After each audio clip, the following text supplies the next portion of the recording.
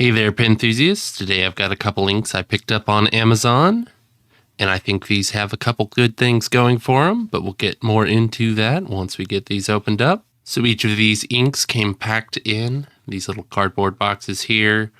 Got the little tamper seal here at the top, which has the brand of the ink, which is Hongdian here, which if you've watched some of my videos, you've probably heard of that brand before. And then the name of the color, which this one is Peacock Blue. And then the other one I picked up is teal. Now, rather than breaking this seal here, we're just going to cheat and open it up from the bottom. And so each of these inks come in a glass 60 milliliter bottle. They have the metal cap here. Has quite a large opening, so you shouldn't have any issue getting any size pen down in here or ink syringe. And so what I think makes these a little bit unique is really comes down to the price per milliliter of the ink. So these do happen to be one of the cheaper ink options per milliliter. So if you needed a bunch of ink on the cheap, these do come in a lot of different colors. So you'd be able to pick up more of this as far as bang for your buck. And then the other thing is going to be that these are the #1 ink on Amazon. So if you typically buy your inks from a pen retailer, you've probably never heard of this brand. But along with the ink here, the one of the pens that this brand produces is also the #1 selling on Amazon. And I've done a video on that one previously, and it is quite a nice pen. So I figured I'd check out these inks when I saw that they came in a number of colors I liked, and I just was looking for a couple extra bottles of ink. So let's get this other one opened up, and then we'll do a quick swab of the colors. And then we can get them inked up in a pen, maybe at least one of the colors, and see how well it writes. All right, so we're going to start with the Peacock Blue here. I'm going to dip little Q-tip down in the ink. I'm going to touch this to a paper towel just so I don't completely and utterly saturate this paper here. I'm just going to do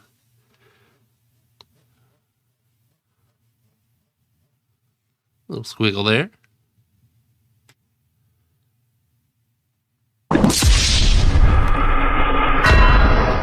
Then next we've got the teal here. Same thing, dip it down in the ink. Blot off kind of the excess there.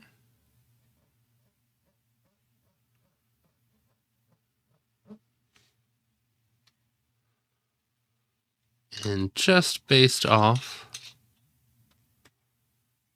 the swab here, I can tell these inks aren't super heavily saturated, but they do appear to be nice colors. So I'm going to use a glass dip pen here. I've got one of these little combo pens that you can pick up, or you can get a glass nib for it, as well as like a fountain pen nib. It's a little pocket pen. I'm just going to dip that down in there.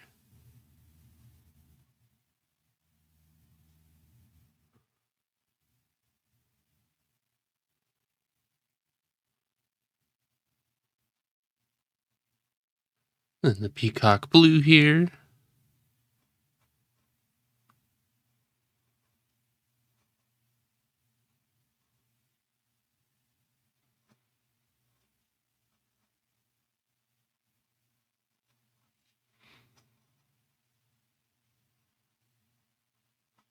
And so I'll take a closer picture of that so we can put it up on screen quite a bit bigger there. Let's get one of these inked up in a pen and see how well it writes. All right, so I've got the teal inked up here in this Jinhao 10, which is a vanishing point clone, essentially. I went with the teal because the Peacock Blue is pretty similar to a lot of other colors I use, so I wanted to go with the teal here, which leans quite a bit more green than what I would typically use. And I did flush this out and write with it for a little bit just to make sure that the ink was flowing nicely and all that, since I just filled it up. We'll do a couple squiggles here just to show you that it does right.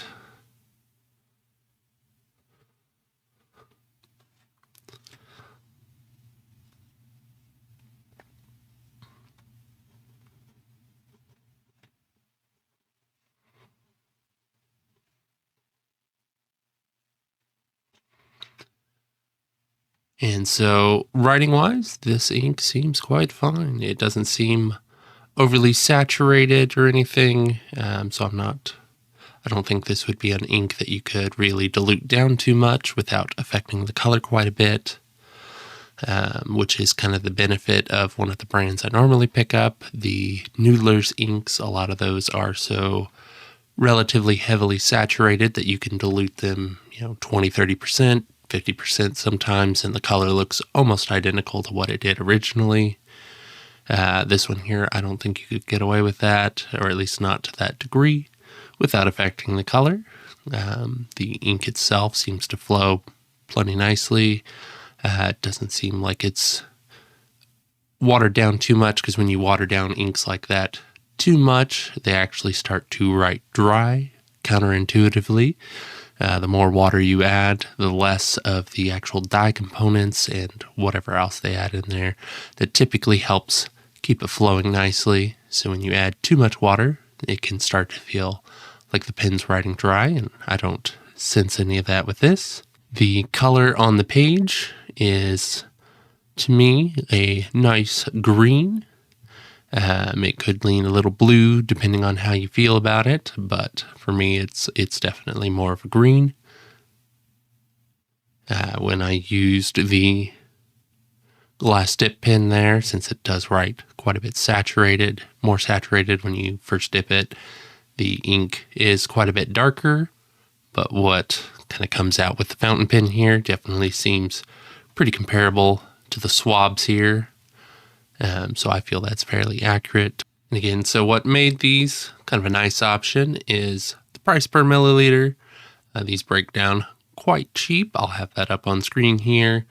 Even compared to kind of my two go-to brands that typically are considered relatively budget oriented. So the Noodlers Inks tend to be fairly well priced for the amount of ink you get.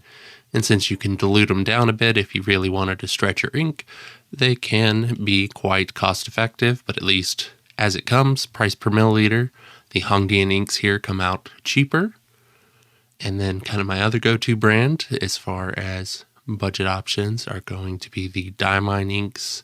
A lot of those come in the little plastic bottles. I like them because I don't have to commit to so much of a specific color, and they are still relatively cost effective as well. But again, these are cheaper, and they do come in quite a few different colors. I picked up ones that kind of interested me, but I'll have a picture on screen of kind of what they offer, at least that you can pick up on Amazon, and I'll have some links down in the description so you can get there and see them for yourself. But they have a fairly good selection of inks that kind of cover your typical colors that you would at least be looking for. None of them seem to have any special properties. They're all just kind of standard colored inks, no sheening or anything like that, glitter, extra kind of stuff that would be in an ink to make it kind of extraordinary. But if you just needed a bottle of ink in a specific color, I think these would make a great option. So I'll have those links down in the description if you're interested. And as always, if you do happen to purchase anything, that does help support me. So definitely take a look if you're interested. Thanks for watching.